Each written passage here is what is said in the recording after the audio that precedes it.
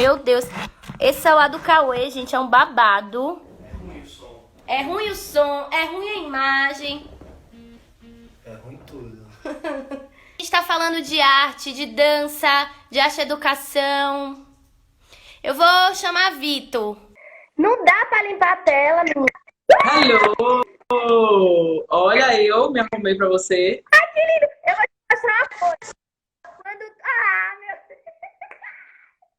Viu? Tá vendo? Chora, Jorge. Vou te mostrar uma coisa. Amor, apaga a luz aí. Ó, quando tudo estiver escuro, olha Ai, aqui, meu Deus. meu Amo! Eu quero pra mim, gente. amor. Adorei! Vem Bebito de cabelo azul. Olha aqui. Ó, Ah, que Ele se maravilhoso. arrumou todo. botei uma gravata. Tá vendo? Romântico. Isso aqui tá Tem uns ficando. santos aqui atrás de Núbia, ó. Ah, que Tem um- maravilha. Fiz uma geladeira, fiz um cenário aqui bem legal. Muito bom. Boa entrevista pra vocês. Valeu, valeu. Você tá me ouvindo, Grude? Quê? Tô. Você tá me ouvindo? Abaixa o som da sua televisão e me escuta só pelo telefone, tá? O quê?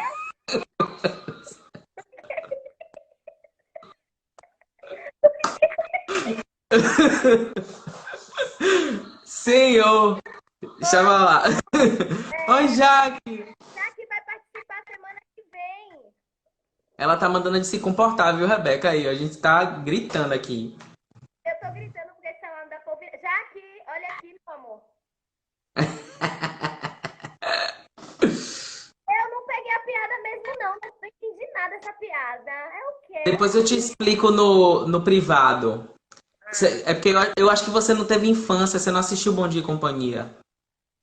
Não, eu não tenho nem TV em casa, amigo. Você acredita? Acredito. Fala uma coisa. Gente, esse é Vitor, lindo, maravilhoso. Eu preparei perguntas pra todo mundo. Eu não preparei pra ele, que eu falei assim, eu já sei tudo que eu vou... Amigo, então o seu, eu não tenho pauta. Eu não tenho nada no meu programa pra você. Tá Não, vendo? vamos lá. Mas eu Era a tenho... nossa chance de ser apresentadores do Bom Dia e Companhia. Eu e você, dois anões, e o SBT não vai notar a gente agora, entendeu? Porque você não tem pauta. Como assim? Não, meu filho, a minha pauta é no improviso, se o celular deixar. É, meu áudio Amo. é ruim, Jaque, porque esse celular de Cauê, eu posso, porque eu poderia pegar do meu celular, mas eu teria que ficar assim porque tá descarregando. Pera aí. Se eu falar assim, melhora? Melhora. Acho que sim, pra mim melhora. Tá tudo isso aqui que aqui era pra Jorge. Pra você eu quero ficar com meu cabelo natural. Hum. Tá vendo? Cadê Jorge? Não, porque tá me cansando a cabeça. Entendi. Amigo, eu quero te agradecer. Eu tava muito animada por essa live. A gente teve pontos, eu não defini nada. Aí, tá, vamos começar com a pergunta que eu sempre faço a todo mundo. Quem é você no seu agora? Bom, eu no meu agora.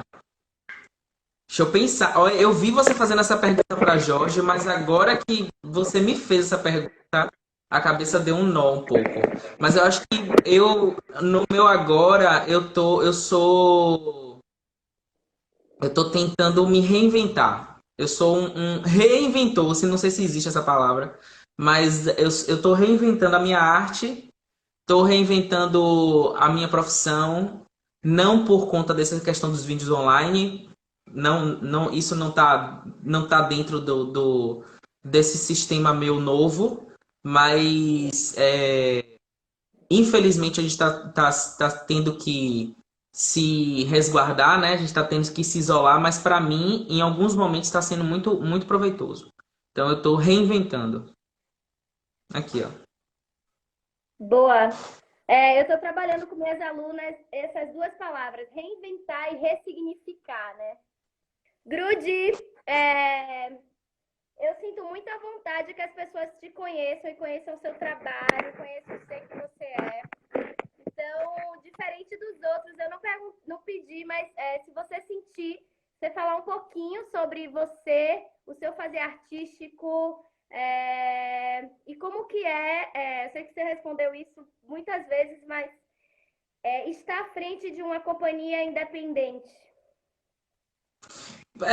Assim, eu sou professor, né? Eu sou arte educador, como você. Me descobri arte educador tarde, vamos dizer assim, né? Eu me inspirei muito em você para me dizer, para me afirmar, me autoafirmar, arte educador, mas hoje eu com orgulho falo que sou arte educador. Sou diretor de um grupo independente daqui de Salvador, né? O Grupo Experimental de Jazz, que dentro de uma linha de pesquisa aqui em Salvador teve muitas coisas diferentes que a gente conseguiu traçar, né, aqui, como editais, né, coisas que grupos de jazz não... Você presenciou esse momento do grupo onde a gente tinha medo de se inscrever, né, porque dizia que os grupos de jazz não passavam em edital e a gente conseguiu modificar isso.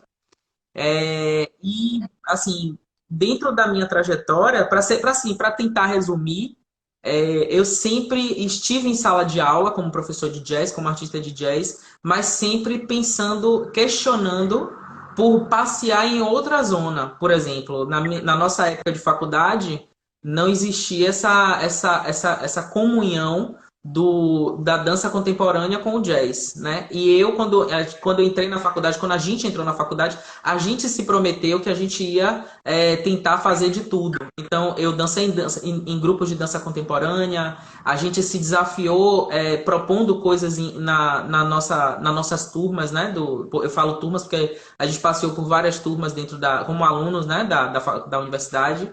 E então eu tentei trazer questionamentos da dança contemporânea, da contemporaneidade, que a gente ouvia tanto, né? Lá dentro dos corredores da UFBA, para o meu jazz. Então, eu lembro que numa época que não ganhava em primeiro lugar em Joinville a música brasileira, a gente coreografava a música brasileira. Eu coreografava a música brasileira e eu me sentia bem fazendo isso, né? E o jazz em Salvador não era assim. Não sei em outros lugares, mas em Salvador não era assim. O jazz em Salvador era música remix e americana e que tocava na rádio. Então a gente tentou quebrar isso.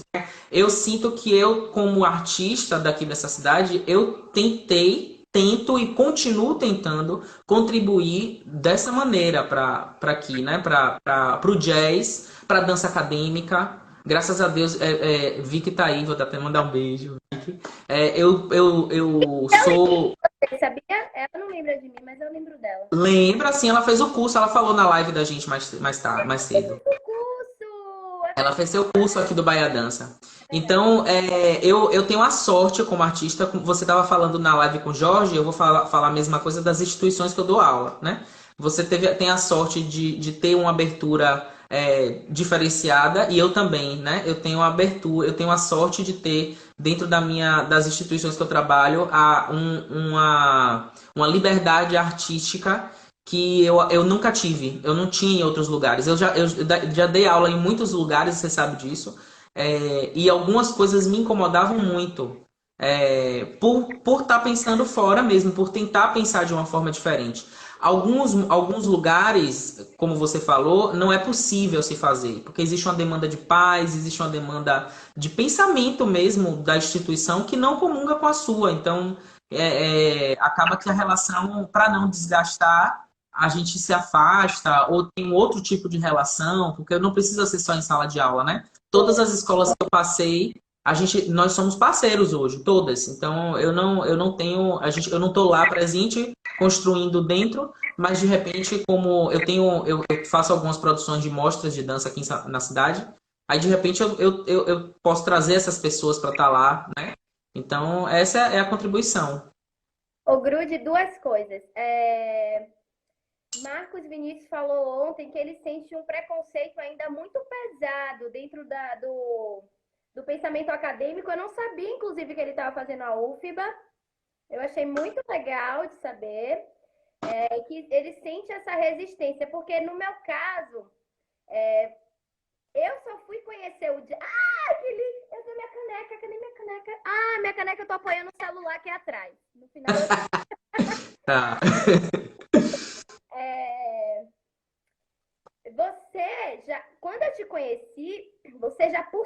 amava jazz, né? E eu falei isso para você na reunião que a gente teve, que toda não, mas parte da minha segurança enquanto mulher, eu comecei a ter quando eu comecei a aceitar o jazz, e foi você que me apresentou a ele. Então, na época da UFBA, eu não sentia esse preconceito, porque eu sempre fui muito...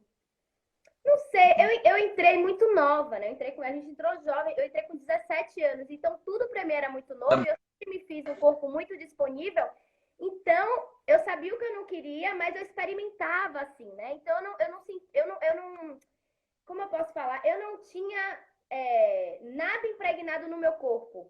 Embora eu venha de uma formação clássica, mas eu não tinha nada, eu estava ali, era um corpo que eu já tinha parado de dançar um tempo, era um corpo que veio mais do teatro misturado com a dança, então eu não sentia esse lugar. Então eu queria saber se você sentiu mesmo esse preconceito da galera em relação ao jazz, se você ainda sente, e por que você sente que rola esse preconceito, é a primeira pergunta.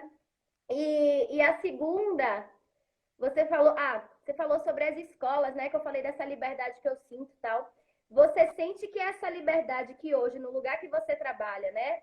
Na escola que você trabalha, você tem, porque hoje você tem mais propriedade de ter sabedoria, de colocar a sua forma de trabalhar, ou você acha que é uma resistência mesmo dessas pessoas que são diretores desses espaços? Porque eu sinto por mim que hoje eu tenho muita propriedade no que eu vou falar e não tenho medo da escassez, entendeu? Então, o que eu sei, eu estudei, então eu sei fazer aquilo bem, né? Claro, sempre me reciclando. Mas antes eu achava que eu tinha uma propriedade, mas não, cada vez mais a gente vai tendo mais propriedade, claro, né? Mas é isso. Então, do preconceito do jazz e o que você sente, se hoje você tem mais clareza de quem você é, do que você quer, e isso chega uma confiança nas donos de escola, enfim. Sobre o preconceito do jazz, eu acho que é muito de núcleos. Eu sinto que é mais em núcleos.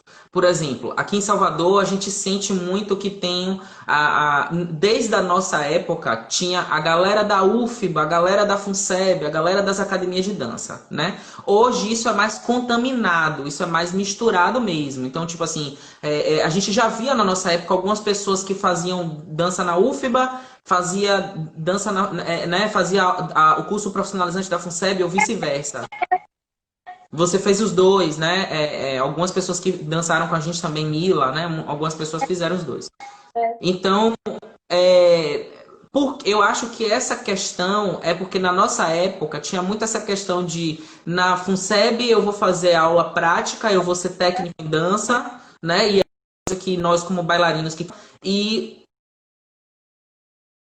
a galera da UFBA, que era pensador, que era para ser professor, né, ser licenciado, ter um curso universitário, enfim. Eu sinto que, por exemplo, alguns grupos de dança daqui têm um preconceito forte contra o jazz e é uma bandeira levantada. Para não ser antiético, eu não vou falar, mas... É porque... Eu não entendi, falei de novo. É que eu fui pedir o carregador. Você sente que esse preconceito vem porque o que no jazz é tão ofensivo para essas pessoas que têm preconceito? Eu não acho que é uma questão de ser ofensivo. Eu acho que o lugar... Porque tudo que a gente conhece superficialmente, a gente faz um julgamento anterior. A gente tem um preconceito, né? Então, tipo assim, quando você fala no jazz de academia, você chega naquele lugar de um jazz que dança movimento por movimento, o que eu não acho ruim, sabe? Eu vim desse jazz. Aí você... o jazz... é engraçado. Eu lembro que na UFBA, a gente... a galera que gostava do jazz, mesmo que não conhecia, brincava assim, eu quero fazer aquela andada do jazz. Eu quero sensualizar assim com o jazz. Então, cai em um lugar meio caricata. Então, esse lugar da caricatura do jazz é que traz um preconceito. Por exemplo, vou dar um exemplo. Eu nunca fiz dança flamenca. Aí eu vou chegar e vou dizer assim, eu vou fazer dança flamenca. A primeira coisa que a pessoa faz é essa postura assim, Então, tipo, é um preconceito, porque você não conhece a técnica, sabe? Você tá analisando aquilo ali de acordo com aquilo que você superficialmente acha que é. Então, eu acho que a questão do jazz é isso. Então, a galera tem tanto. Vou te parafrasear. A galera tem tanta propriedade daquilo que fala sobre a sua técnica de dança contemporânea que acha que os outros lugares são menores, e não são menores. Eu lembro que quando em 2012, não, 2010, tem um projeto que ainda existe aqui em Salvador que chama Tabuleiro da Dança, né? Que, né, Jorge Silva, que estava na frente, Anderson Rodrigo e tal. O tabuleiro tem esse lugar de você trazer todo tipo de dança, independente de ser dança como aqui tem um movimento forte de valsa do subúrbio. Tem muita gente aqui da valsa veio pro grupo, dançou comigo. São pessoas incríveis, né? Até hoje, né? A gente troca muito. Então todo tipo de dança, pagodão, de paredão, todo tipo de dança no tabuleiro, né? E aí eu comecei a me Eu tô ouvindo, tá, amigo? Eu só tô botando no celular. Pode falar. Certo. Eu comecei a me questionar esses meus preconceitos, né? Preconceitos da dança nesse lugar. Porque tudo é válido. E eu com um nome de grupos. Ó, meu amor entrou aí. Oh,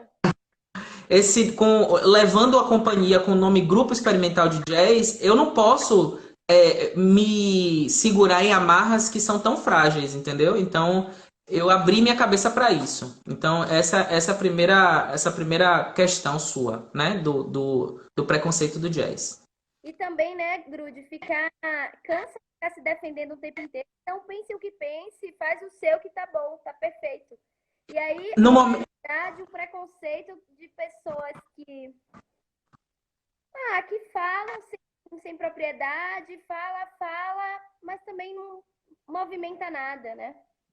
Na verdade, eu vou para reforçar a minha fala, no momento que eu parei de me preocupar com o que as pessoas estavam pensando em relação ao meu fazer artístico, eu passei em edital, que foi um desafio para mim, como intérprete, porque eu vim desse lugar de intérprete, eu vim de um lugar que o intérprete não estuda, não escreve, e eu tive que me jogar porque eu me coloquei como diretor de grupo. Então eu tive que me desafiar porque eu precisava trazer para minha companhia um lugar que profissional, mas não profissional no sentido de tô ganhando cachê, mas no lugar de a gente tá em um projeto massa e tá ganhando por isso, porque uma das coisas que eu mais prezo dentro da minha companhia é poder ter uma renda para aquele bailarino, mesmo que pouca, infelizmente ainda, né? Do jazz é isso, E mas no agora, lugar das escolas. Eu acho que esse lugar, a gente quando vai, como você falou, quando a gente vai ganhando mais experiência nesse mundo que a gente está vivendo hoje em dia, eu acho que quando a gente vai ganhando experiência de vida, a gente percebe como a gente vai colocar o nosso lugar de fala. sim. Porque quando a gente é mais novo, a gente quer meio que estourar com tudo e a gente quer se impor de uma forma que talvez não seja a forma que a gente que vai ser ouvido. Então a gente tem que começar a ganhar experiência ou a malícia ou enfim, como vocês quiserem chamar, para a gente saber se colocar. Porque antes de tudo a gente tem que entender que as escolas de dança não têm a obrigação de te ouvir. Tem a obrigação de comungar, tem a obrigação de trocar, como o Jorge falou, entendeu? Então, tipo assim, não é obrigação do seu contratante que você tente mudar regras. Eu acho que você tem que contribuir. E para você contribuir, você tem que chegar naquele lugar de uma forma que você tem que mostrar onde é que você quer mudar. Mostrar onde você quer contribuir. Porque às vezes as estruturas empresariais são coisas que a gente, artista, não tem muito essa noção, sabe? A gente tá muito ansioso e querendo que dê certo de uma forma que às vezes o empresário não pode suprir essa necessidade. Aí tem dois caminhos. Um caminho que o empresário, graças a Deus, são essas duas escolas, essas duas instituições que hoje eu trabalho, vão parar e vão te ouvir e vão dizer assim, ó, aqui, calma, aqui pode ir, sabe? Porque realmente às vezes a gente sonha demais. Eu sou assim, né? Lu, Às vezes a gente chega e faz assim, ah, eu quero mudar o mundo. E a gente lá no bairro do Bonfim, no Castelo da Dança, eu não vou mudar o mundo. Entendeu? Eu posso contribuir com essa mudança. Agora, como é que a gente vai contribuir? Sim. Então, essa é a questão maior. Então, nesse momento todo de quarentena, eu revi muito o meu fazer artístico em estrutura de aula, nesse jazz que a gente faz, né? Do cuidado com os corpos, enfim. Então, é muito complicado você querer muitas coisas. Então, o conselho que eu dou para as pessoas é que se você quer mudar o espaço, porque hoje eu, graças a Deus, eu amo, assim, dizer isso, que eu consegui um espaço que me é muito artisticamente, eu não sei nem como colocar, mas me completa como artista. E é um espaço que não é meu. Eu não sou sócio das escolas, mas eu criei um lugar que me deixa muito livre em relação, como disse João na live dele, livre com responsabilidade dentro das instituições que eu trabalho. Mas eu sempre senti, independente, que você sempre se entrega muito em tudo que você se propõe. Muito, né? Em várias escolas a gente comentava isso, até numa escola que você trabalhava, eu falava, meu, parece que você é sócio, porque você dá o seu sangue, né? E eu acho isso bom, desde que não vá te exaustar, enfim. Mas eu sinto também, Gru, de um outro lugar, né? Que a gente também precisa, mas isso também acho que é com o tempo, mas sentir qual é o espaço que combina com a proposta do nosso fazer artístico. Porque às vezes tem lugares que nem certo, nem errado, nem melhor, nem pior, simplesmente não vibram o mesmo que você. Então, não adianta ficar batendo naquela tecla, né? Não Mas adianta. a não ser que você sinta que a sua proposta é mais elevada e você tenha energia para tentar mudar. Mas eu acho que não, acho que é melhor você encontrar espaços que dialoguem com o que você acredita enquanto arte educador, enquanto artista, enquanto ser, né? Porque senão, lá no lugar das pessoas, quando a gente é mais novo, a gente vai pegando tudo que a gente vê. Tudo, né? Por uma questão financeira, por uma empolgação de querer fazer arte. Mas hoje eu falo assim, menos é mais, sabe? Eu quero mais tranquilidade, eu ter um espaço favorável para eu plantar, para colher o que eu sinto que pode me fazer bem, saca? E bem para as pessoas. Então, eu acho que também é uma mão e uma contramão, assim, né? Uma via de mão dupla, assim. A escola tem não vou falar ideologia, que eu não gosto muito da palavra. A escola tem uma filosofia, você tem uma filosofia parecida e vocês trocam e você tá ali para contribuir, como a escola tá para contribuir com você. Porque senão, eu sinto que a gente vai viver para sempre nessa relação de patrão-empregado, patrão e empregado, né? E não a relação de igual, mas que dentro da instituição empresa existem papéis, né? Existem setores, Funções. o seu setor nem menos importante do que aquele dono ou dona de escola, nem mais importante, é apenas diferente todo mundo. Sem professor não tem escola e sem dono de escola não tem professor. Exatamente. Nessas instituições, né? Então, eu sinto que é engraçado, eu estava conversando isso com Mônica, que é uma das donas da Promenade. A gente trocou uma ideia assim, e eu falei para ela que eu tenho um respeito por ela, uma admiração por ela, mas que eu não tenho medo. A gente aprendeu até medo de chefes, né? A gente se coloca no estado que a gente considera normal, mas que não pode ser normal. Porque no momento que você se sente coagido, alguma coisa naquela relação não tá legal. E às vezes nem é aquele chefe que não é legal, que é abusivo, não é isso. Mas eu sinto que é uma crença coletiva do medo e desse lugar de abaixar o medo mesmo desse relacionamento. Então eu sinto que quanto mais a gente troca, e aí vem a gente, enquanto professor, trazer esse lugar também de olhar para o aluno, para não ficar gerando sempre essas hierarquias e que a gente não consegue trocar nada, como você falou. A gente acaba vivendo um modelo de autoridade mesmo, né?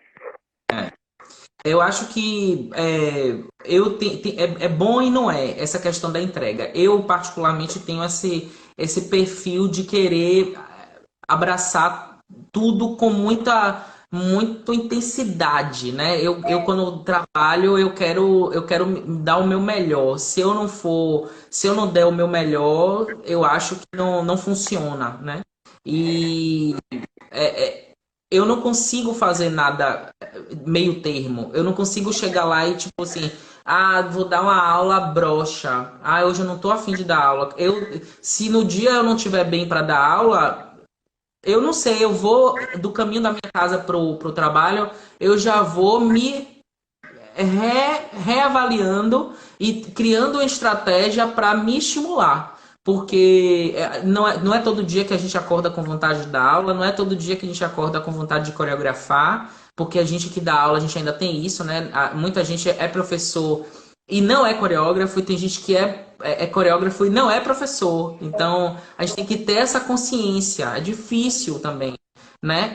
Mas aí, com o tempo, a gente foi vendo que eu acho que anterior à nossa geração foi percebendo que a necessidade de coreografar era muito grande, que é um outro lugar muito complicado, porque assim, existem.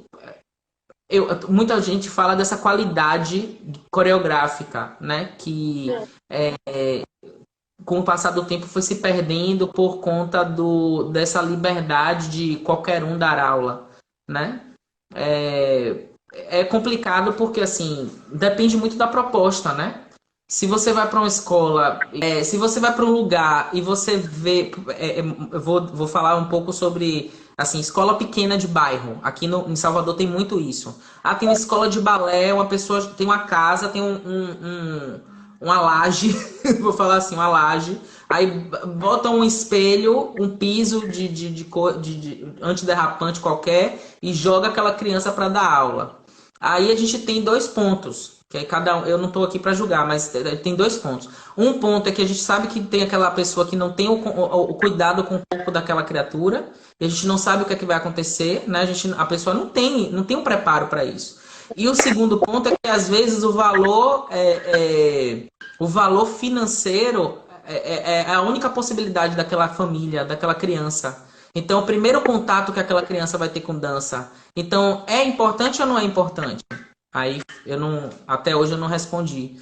Entendeu? Porque existe isso, né? Às vezes a pessoa não tem condições de pagar uma escola de ponta e vai para esse lugar de bairro. E aí o que é que a gente vai fazer? E que nem Sabe? sempre essa escola de bairro é ruim, não é isso que você está falando, mas eu entendo, eu também me questiono muito e eu não tenho uma resposta também, sabia? Eu não tenho. Eu não tenho. Quem tiver aí, porque vai muito desse lugar de julgar, porque eu recebo alunos de vários lugares Sim. no Castelo. O Castelo tem uma. Vi que também, eu acho que é um querer dela também. Tem essa questão social muito, muito clara. Então, quando existe uma pessoa que chega lá e diz assim, ó, eu não tenho condições, existe esse diálogo lá. Eu vejo isso. Então eu recebo alunos de vários lugares. Então eu tenho alunos que diziam assim, eu não vim aqui antes porque eu passava pela porta e achava que não tinha condições de pagar, entendeu? Então, eu acho que, já falando sobre essa questão que a gente está vivendo, depois do isolamento, é uma coisa que a gente vai ter que pensar. As escolas vão ter que se reinventar, entendeu? Então, se sua mensalidade é R$ 300 e a pessoa só pode pagar 50, você vai dizer o quê? Tranque sua matrícula? No momento que está todo mundo precisando voltar a trabalhar?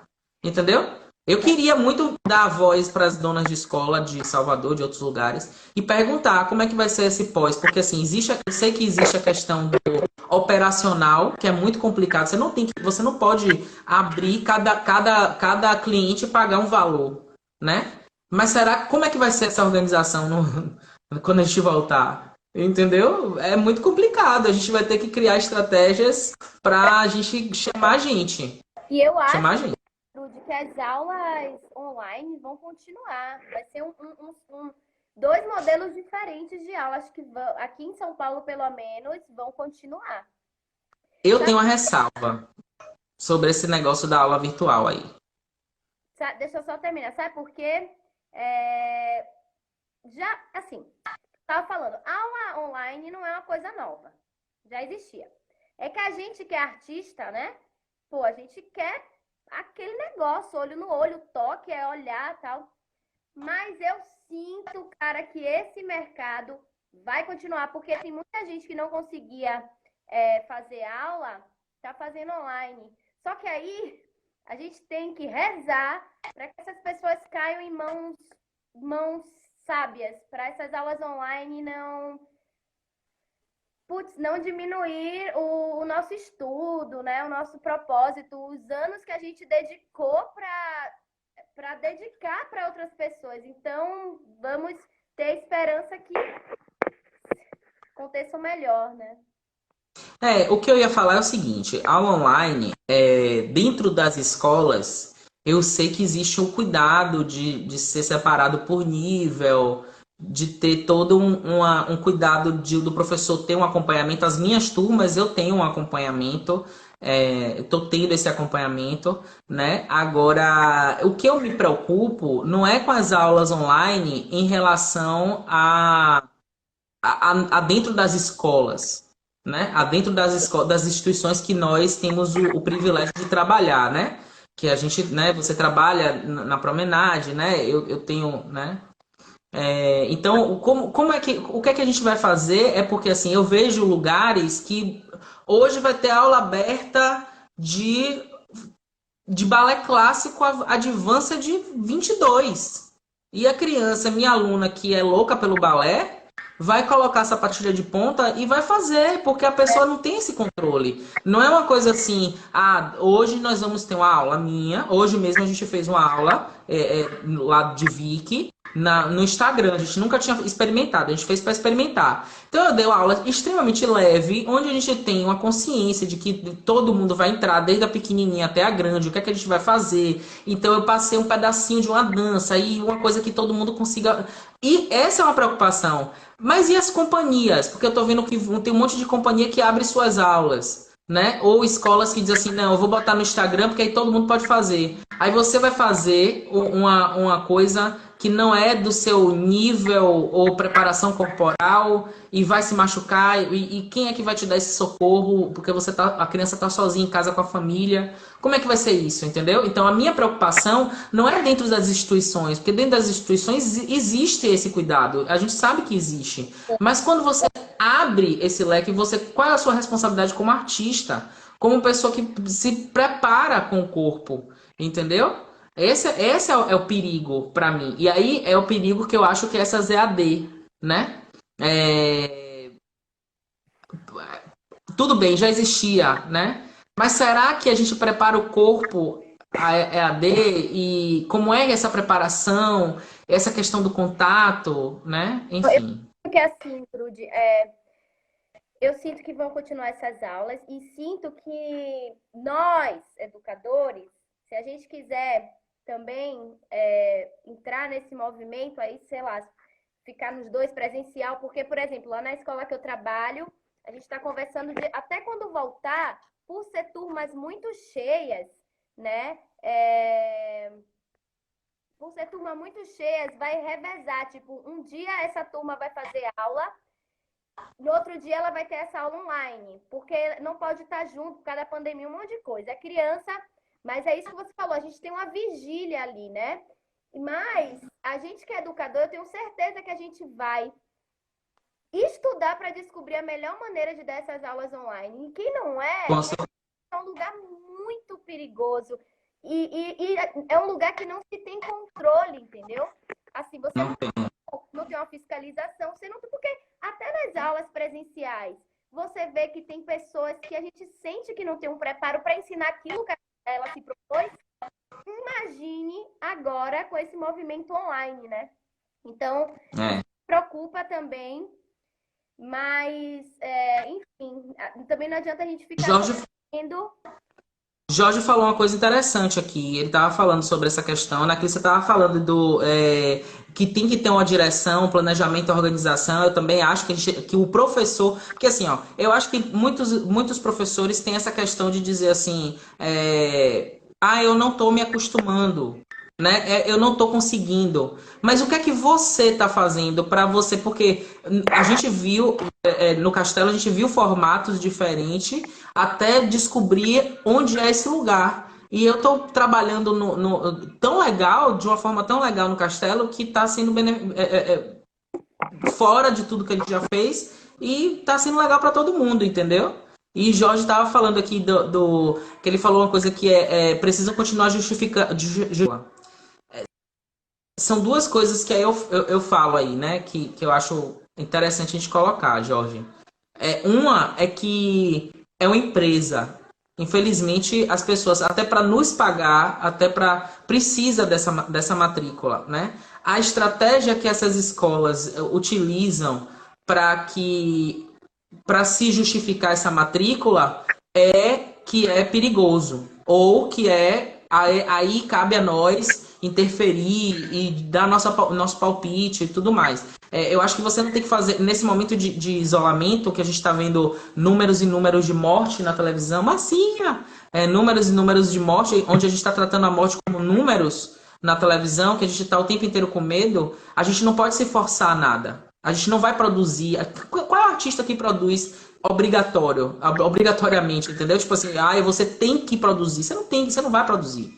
Então, assim, esse é o cuidado que a gente tem que ter em relação às aulas online. E eu acho que, pelo menos, eu tenho esse privilégio, essa sorte de estar em lugares que me beneficiam nesse sentido. Por exemplo, eu Vicky, eu vou citar ela porque ela está aí na online, ela congelou ela achou, conversou com a gente, com os professores, e ela achou que o formato online não estava suprindo a necessidade que nós, como escola, a qualidade que a gente dava na sala não é a mesma online. Então ela não quis que uma pessoa pagasse a mensalidade porque ela não pode vender um produto que ela não pode ter certeza da qualidade. Então ela congelou. É uma coisa muito perigosa, porque a gente está sem dinheiro. Mas é uma coisa que é a verdade dela, é a verdade da gente, porque eu concordei com isso, entendeu? Então, é a verdade dela, sabe? Então, isso aí vai de instituição para instituição. Não tem. Isso que já falou também, eu vou falar. Eu também tenho o privilégio de estar no lugar. É assim, o que está rolando no lugar. Tem muitos professores onde eu dou aula na promenade. E aí, as donas, a Mônica e a Kátia, elas estão em contato sempre com os professores para entender o que eles sentem que eles podem contribuir agora. Por exemplo, elas sabem que eu estou nesse movimento holístico com as terapias, então, cada vez mais as minhas aulas de balé, de, sei lá, qualquer coisa assim, tá diminuindo e tá abrindo esse lugar de alongamento com meditação. E, às vezes eu faço aulas teóricas para as alunas que eu falo sobre a importância da presença. Então, a gente tá rolando um movimento bem bacana delas olharem para cada profissional. Porque tem, por exemplo, o Vini Nascimento, ele tá no lugar onde mal pega a internet. Então, elas entenderam que nesse momento ele não tem como contribuir. Então, elas colocaram outra professora para tentar dar aula no lugar dele, sem cortar o salário dele, porque ele não tem como contribuir agora. E aí, o que o Vitor falou é bem isso mesmo. Existem estratégias para poder pagar professor, né? Porque é uma empresa, realmente.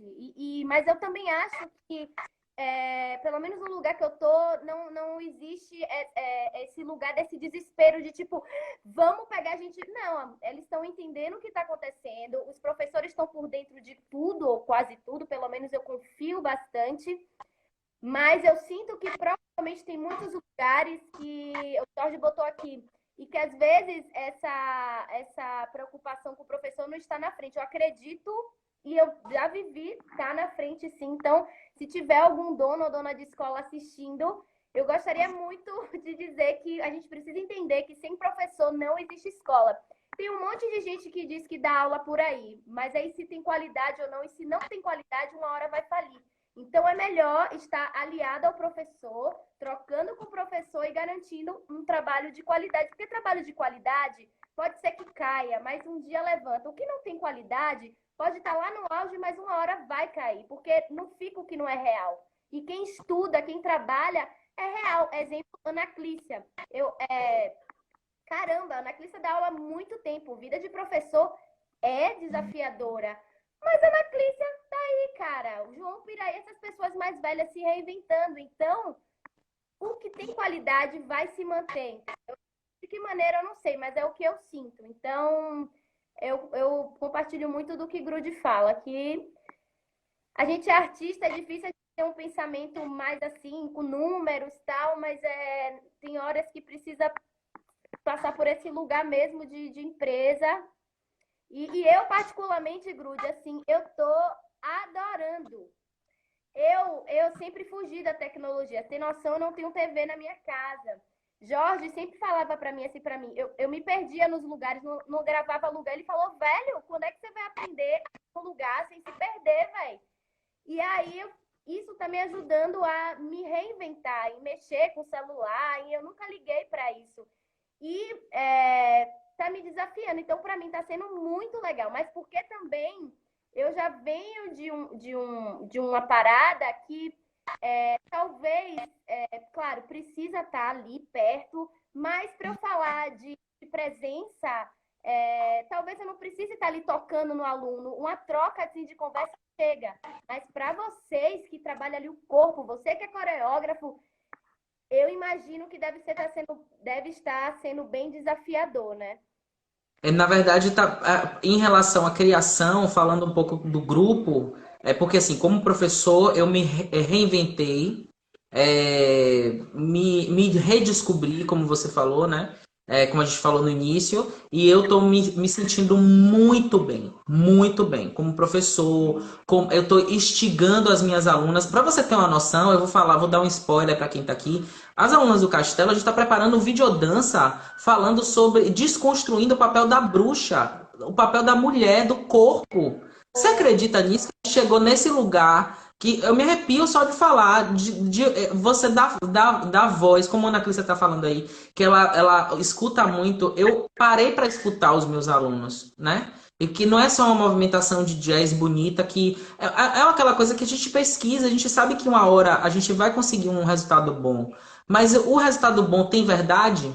E é isso que eu estou buscando hoje, sabe? Essa verdade do movimento, sabe? Então, tipo, essa pesquisa do vídeo, para mim, também está sendo desafiador com, com tecnologia. A Massinha tá falando aí, se batendo. Eu e Massinha, a gente ficava o tempo inteiro se batendo para dar um play numa música no celular. Imagine como é que a gente está vivendo agora, né? Nesse período que a gente tem que estar fazendo vídeo, editando música, né? E graças a Deus eu sempre trabalhei com pessoas, e mesmo que eu não trabalhe diretamente dentro da mesma instituição, eu sempre tive pessoas como Ana Clícia, até Jaque, que tá aí também, que sempre trocaram comigo. Então, tipo assim, né, pede ajuda. Amigo, você sabe fazer isso, isso e isso? Eu acho que isso, eu sou muito sortudo de ter pessoas que tenham essa vontade de estar trocando, sabe? Eu nunca eu nunca fiz uma coreografia sem pedir a opinião de Massinha, por exemplo, que hoje tá, né, longe, tá morando fora, mas eu vou sentir muito essa falta. Eu nunca faço uma coreografia sem chamar Mariana, por exemplo, ou Vicky, para dar uma olhada aqui, para ver o que, porque não é só a questão do passo bonito. A receita de bolo a gente tem, a gente sabe o efeito, o que é que funciona, mas e a verdade? Se a coreografia toca, é isso que eu quero, entendeu? Então é muito complicado, mas eu vou voltar. Eu fiz uma live com Cris Costa, né? Que você estava lá também, você assistiu, e ela falou de uma coisa que me tocou muito e é o que eu venho tentando fazer hoje. Ela está falando sobre dessa questão do empreendedor na dança, né? Se você perguntar a ela se ela é professora de dança, ela fala que ela é empreendedora da dança, né? E hoje eu sei que eu quero ser empreendedor da dança, né? Eu consegui um lugar, um espaço legal, as pessoas conhecem o trabalho do grupo, que além do meu trabalho, o grupo sempre foi uma vontade de mostrar um trabalho. Então, eu quero que venham outros coreógrafos. Vini Nascimento está fazendo um trabalho com a gente que teve que ser interrompido, mas a gente vai continuar. A gente tem trabalho, a gente remontou coreografias de Massinha. Então, eu não quero ter o meu nome, porque não é Cia de Jazz Vitor Hugo. Massa quem tem o nome no nome na companhia. Não tô discutir nesse lugar. Mas eu quero que o grupo experimental de jazz não tenha várias facetas, vários coreógrafos. Então as pessoas estão abertas a vir contribuir com a gente. A gente tem corpo de jazz, mas a gente pode dançar uma dança flamenca, a gente pode dançar um balé clássico, a gente pode dançar qualquer coisa.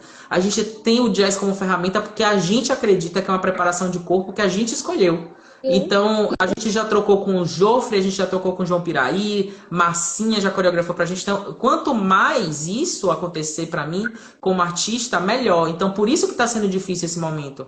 Porque esse momento dos 10 anos do grupo são 10 anos de estrada. Então, eu tinha outros planos. Eu queria fazer uma exposição, eu queria fazer. Eu queria, não, eu quero fazer exposição, eu quero trazer gente para coreografar na Clícia. Eu quero que as pessoas cheguem lá e façam assim, não, eu vou coreografar e vou botar o grupo, não é por dinheiro, não é porque, tipo assim, eu procurei referências para fazer o que eu faço hoje.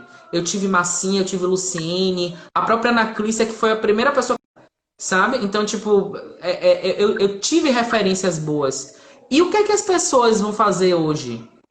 Sabe? O que é que as pessoas. Qual é a referência? Então, uma das minhas preocupações como artista é deixar essa referência. É deixar da onde as pessoas vão beber da fonte. Então, se eu remonto. Eu tenho amigos meus que falam assim: amigo, não perca tempo remontando uma coreografia de 2005.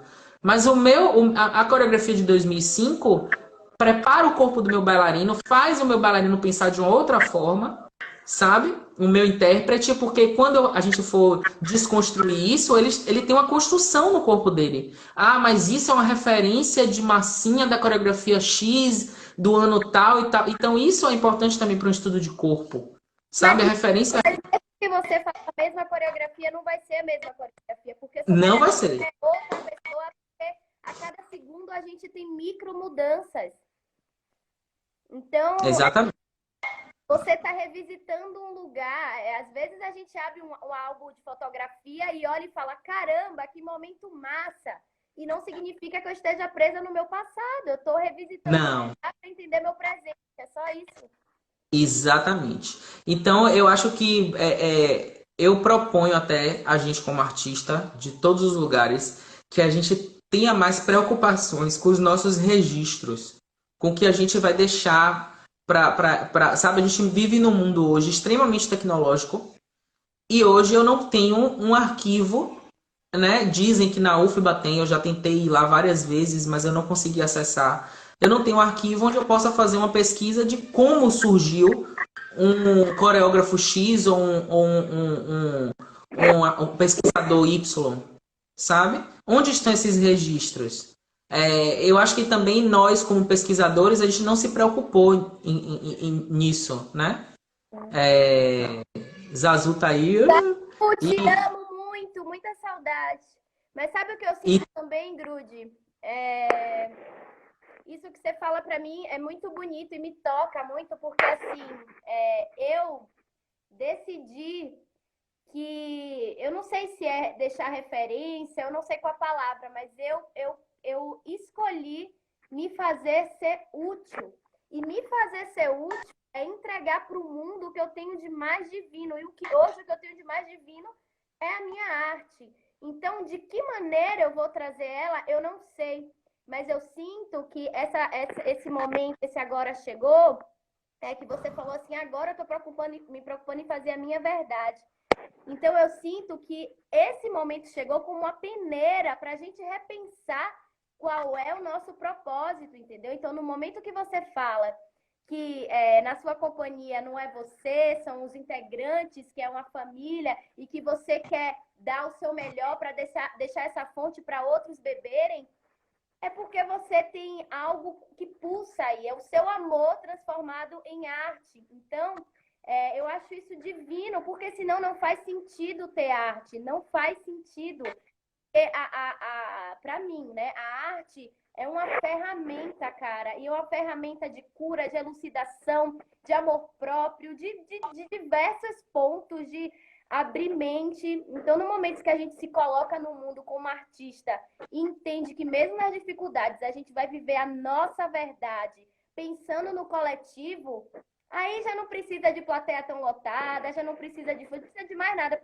Porque se uma pessoa vira para você e fala assim, poxa, isso que você fez me ajudou em qualquer quesito, aí a gente já está começando a deixar um legado. E eu sei que esse lugar que você fala de deixar uma referência não é um lugar do ego, não. É uma preocupação com o outro. E eu sinto que a arte está nesse lugar. Para mim, se não estiver nesse lugar, não faz sentido, saca? Você quer ver um exemplo? O grupo experimental de jazz existiu porque antes de mim tinha a CIA de Jazz Márcia Oliveira. Antes da CIA de Jazz Márcia Oliveira, será que tinha algum lugar que entendeu? Então, tipo assim, o meu trabalho do grupo não é igual da CIA de Jazz Márcia Oliveira, mas levou como referência a CIA de Jazz Márcia Oliveira, sabe? E depois de mim vai vir outros lugares, sabe? Então, assim, a gente está vivendo um momento político muito grave. É grave o que a gente está vivendo. É grave.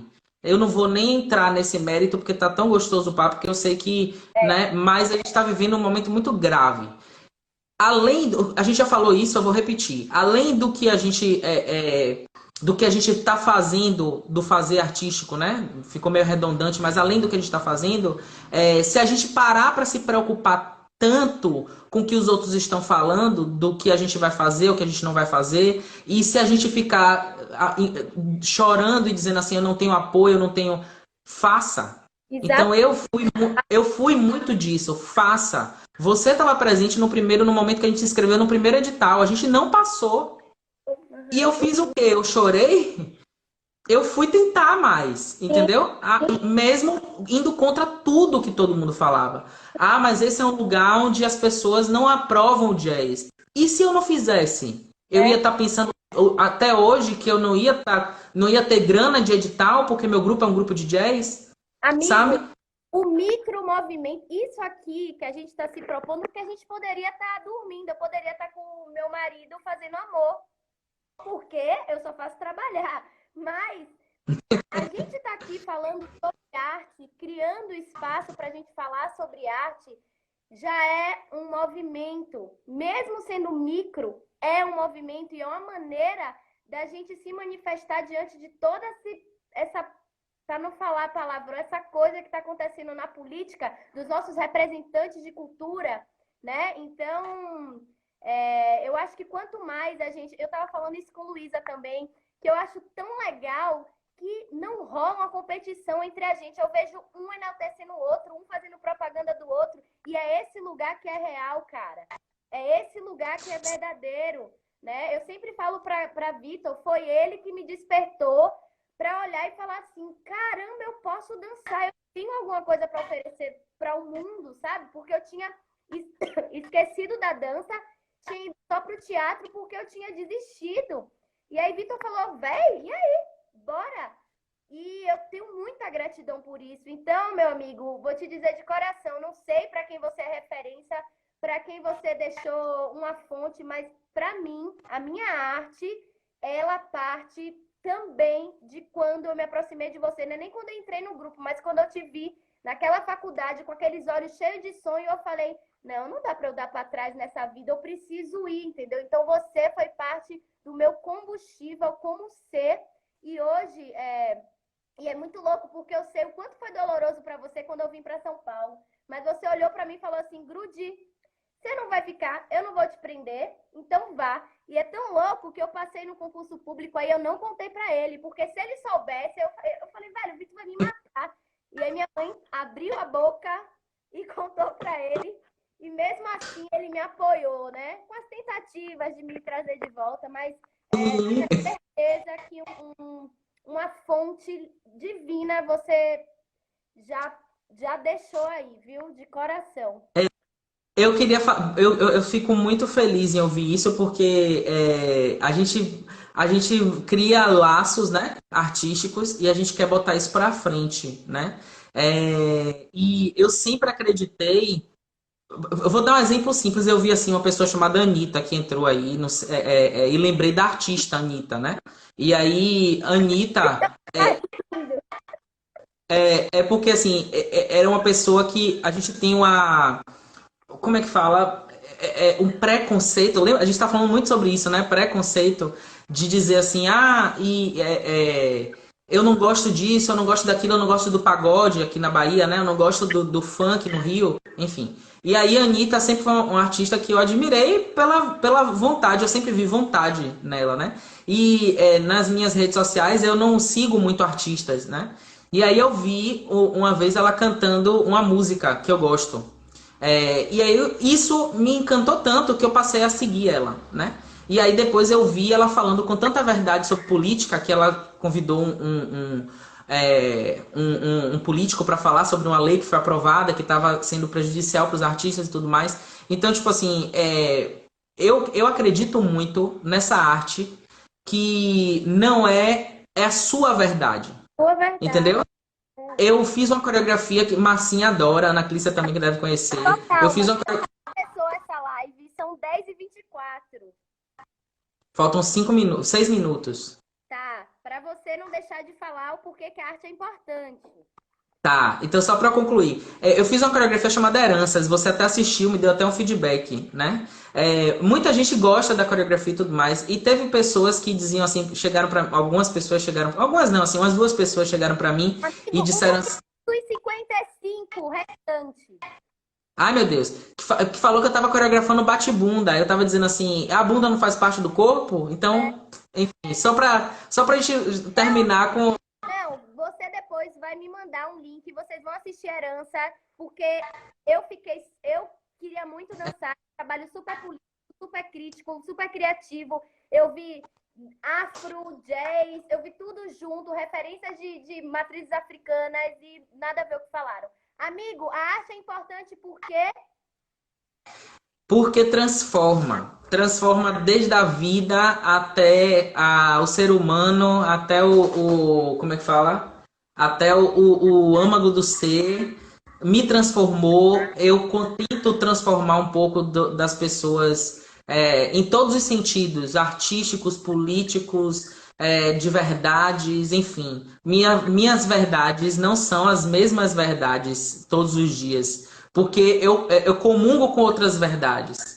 Então, a partir disso, eu construo novas verdades. E isso é que é mais legal.